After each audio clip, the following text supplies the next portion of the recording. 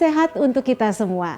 Tahun 2021 ini merupakan tahun kerbau logam yang disebut juga dengan tahun kedisiplinan dan kerja keras. Udah lihat dong nih ada beberapa perlengkapan masak, karena masak-memasak itu juga perlu kerja keras. Langsung aja yuk kita ketemu sama chef kita pada hari ini. Halo Chef Frederick, apa kabar? Salam sehat selalu. Salam sehat, kabar baik Mbak Cynthia. Chef, langsung saja. Kita kali ini mau masak apa sih Chef? Jadi hari ini kita akan coba membuat steam talas. Steam talas. Talas kukus dengan daging sapi. Bahan utamanya adalah talas. Ini yang kita gunakan adalah talas Pontianak. Talas Pontianak. Mungkin Mbak Cynthia mau coba potong? Boleh Chef, saya mau. Tapi harus pakaiin glove dulu ya, Oke, sesuai dengan protokol kesehatan. Ya. Silakan.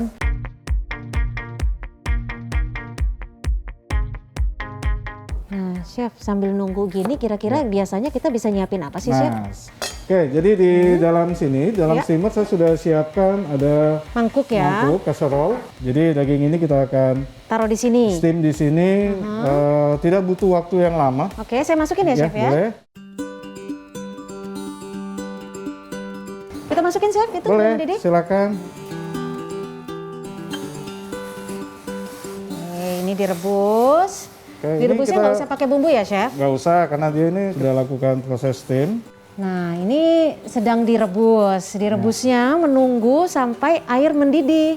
Jadi kalau air sudah mendidih, kita masukin talasnya, hanya membutuhkan waktu sekitar Sebentar aja kok ini. supaya crunchy tadi ya, Iya, Chef ya. supaya rasa crunchy-nya tetap ada. Oke. Kalau steam talas ini apa, Chef? Asal dari mana menu ini? Sebenarnya menu ini lebih ke Cantonese. Cantonese. Iya. Oke, ini saya rasa udah cukup. Oke. Jadi ini sudah masih agak crunchy. Oke, Tidak perlu lama-lama. Wah, jadi sebenarnya simpel banget ya. Simple banget. Ini dagingnya juga dagingnya sudah ini panas. sudah cukup. Ini tinggal kita proses penataan. Oke, nah ini nih pasti ahlinya Chef. Silakan Chef.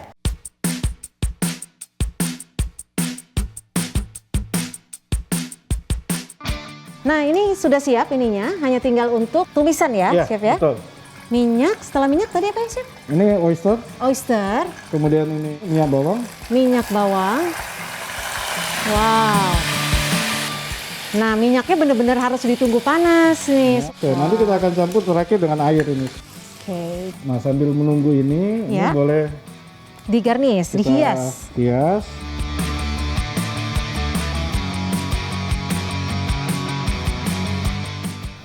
Oke, udah jadi.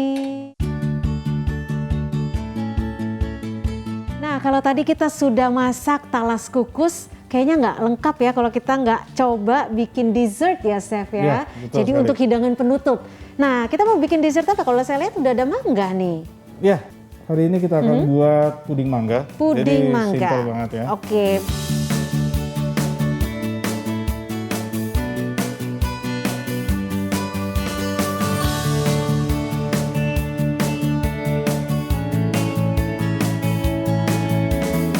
Chef, udah nggak sabar. Caranya gimana? Oke. Pertama itu merebus Ini kita agar-agar masukin ya. dulu ya. Jadi kita aduk-aduk ya. Iya, Sampai dia mengental atau hanya sampai larut semuanya. Nah, sambil kita nunggu. Saya akan blender mangganya. Oh, ya. Ini mango puree-nya juga saya langsung masukin. Jadi setelah ini mendidih, sudah larut semuanya, kita akan masukkan Es batu. es batu. Ini udah nih Chef, kayaknya Chef Oke, udah. nih kita matikan. Nah, tuh.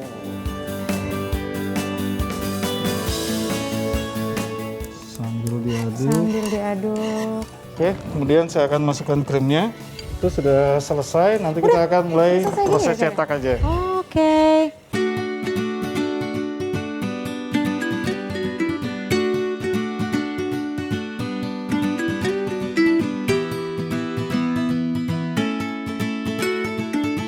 Pokoknya di Imlek kali ini di tahun kerbau logam, pemirsa bisa mencoba menu masakan yang disediakan oleh Chef Frederick. Caranya mudah dan tentunya ini pasti spesial banget untuk keluarga. Silakan mencoba. Thank you Chef. Terima kasih. Wow. Itu Drik Yang cara masak masaknya. saya kayak kenal deh yang masak deh kayaknya. Caranya gampang kan dan ternyata rasanya tuh enak. Kamu bisa coba deh. Ya, Buat kayaknya- sendiri juga gampang banget. Tadi nih ya ngomongin soal makanan udah. Udah. Nah sekarang kita mau ngomongin soal fashion. Nah, Soal kalau baju. ngomongin soal fashion, siapa sih yang tidak kenal dengan desainer kesayangan bangsa Indonesia? Yes, Dana. Aduh. Hai Bunda. Apa kabar? Baik Bunda. Selamat. Kalau ngomong sama Bunda tuh harus halus ya. Iya. Nah. Bunda Ane, sehat Bunda? Puji Tuhan sehat. Semua sehat ya di studio ya. Kita saling Sehat. mendoakan supaya kita semuanya sehat. Amin, terima Iya. kasih Bunda. Dan kita mau ngobrol-ngobrol nih Bunda nih, kan batik nih banyak banget macam-macamnya nih Bunda ya. Kira-kira batik khas daerah mana yang bisa ada inspirasinya itu dari budaya Tionghoa Bun? Jadi gini, batik itu masuk ke Indonesia tuh kira-kira di antara abad ke-13. Nah, pengaruh yang paling besar itu di Pekalongan. Oh. Dan hobi banget. Bunda kalau di Pekalongan tuh serasa nggak mau pulang loh, Drik. Hmm. Banyak banget batiknya ya Bun ya. Bukan, soalnya kebetulan itu motif-motifnya itu bener-bener motif yang kesukaan banget gitu. Oh. Jadi gampang untuk menyukakan atau gampang untuk memberikan satu apa ya Sentuhan. sentuhan yang bikin orang senang gitu. Karena motifnya banyak gitu. Nah motif-motif itu sebetulnya dari batik yang oriental itu awalnya karena ada orang Cina yang masuk ke Indonesia bikin permukiman gitu. Paham tuh permukiman kayak perkampungan kayak gitu kan? Ya. Terus kemudian lama-lama keberadaan mereka itu menjadi memiliki ide untuk menginspirasi daerah tersebut punya motif-motif yang kayak yang dibuat oleh mereka gitu, orang-orang Cina di sana gitu. Dan ternyata ada di Pekalongan, di Cirebon, terus ada di Lasem juga, Oke. dan paling favorit juga tuh Cirebon. Bagus banget motif-motifnya. Kalau boleh tahu motif apa ya Bun yang jadi akulturasi antara budaya Tionghoa dan juga Indonesia? Motif batik apa Ya. Bun? Jadi motifnya itu yang mengambil ide dari ragam hias sebuah mitos Cina gitu. Misalnya kayak burung naga, kemudian burung kuning, tahu kan? Burung Phoenix, Ya. ya betul. Burung Phoenix. Ya, kemudian burung hong, kemudian ada kilin. Kilin itu seperti singa yang berkepala, anjing yang berkepala singa gitu. Terus banyak juga yang idenya dari motif keramik. Hmm. Ya, jadi ternyata itu memberikan ide yang besar untuk Indonesia dan kita ini orang yang diberikan warisan, maka ada kata-kata warisan tanah leluhur itu sebenarnya memang benar-benar kita Indonesia ini sudah diberikan begitu banyak warisan dan Ya. motif-motif itu sekarang beredar menjadi sebuah motif yang tidak lagi asing di Indonesia gitu. Bunda Ane, sebenarnya seberapa besar sih pengaruh kebudayaan Tionghoa terhadap pakaian di Indonesia, Bunda?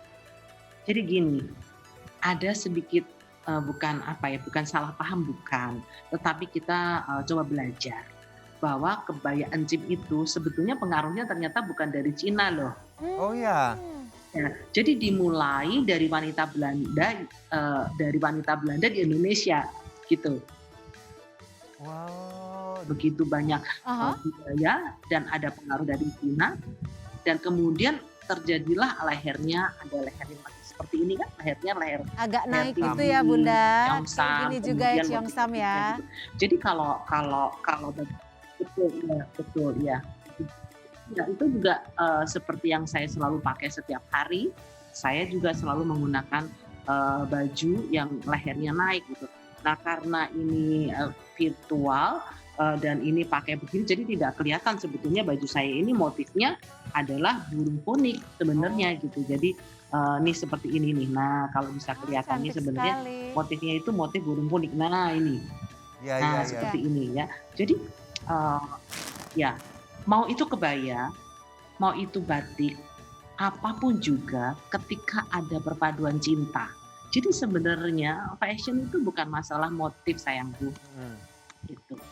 Fashion itu sebenarnya adalah bahasa hati yang tercurah lewat sebuah keinginan untuk menyampaikan pesan-pesan moral, sehingga apapun yang kita buat itu auranya menjadi aura yang memberikan sebuah pemahaman bahwa Indonesia itu sebetulnya adalah negeri yang damai loh. Kita pakai baju apapun kalau kita saling mencintai, kita pakai motif apapun kalau ada cinta.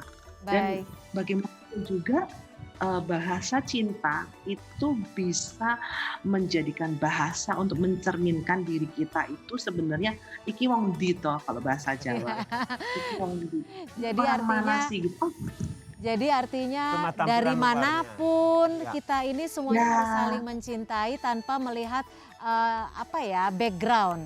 Iya. Ya, oke. Terima kasih sekali lagi buat Bunda Navanti. Sekali lagi terima kasih Ya. banget Bunda untuk semua atensinya, semua karya-karyanya buat bangsa Indonesia ini. Dan satu lagi intinya adalah cinta dan itu bisa digambarkan dengan apapun. Sekali lagi terima kasih ya Bunda sudah bergabung bersama kami. Terima kasih Bunda, sehat selalu Bunda. Oke, nih kalau tadi kita Edric udah ada Bunda Avanti, sekarang kita juga nanti di segmen selanjutnya masih ada yang gak kalah spesialnya. Membanggakan Indonesia. Betul sekali. Untuk itu tetaplah bersama kami di Spesial Imlek Cinta dan Keberagaman. Assalamualaikum warahmatullahi wabarakatuh. Salam sejahtera bagi kita semua. Saya Khofifah Indar Parawansa, Gubernur Jawa Timur, mengucapkan selamat tahun baru Imlek 2572. Tentu kita berharap bahwa seluruh elemen strategis di Indonesia akan terbangun hubungan yang saling memberikan kesepahaman yang satu dengan yang lain, saling menghormati yang satu dengan yang lain, dan tentu kita berharap akan terbangun kehidupan yang terus di dalam harmoni, damai, penuh kebahagiaan, dan terwujud masyarakat yang makin sejahtera. Assalamualaikum warahmatullahi wabarakatuh.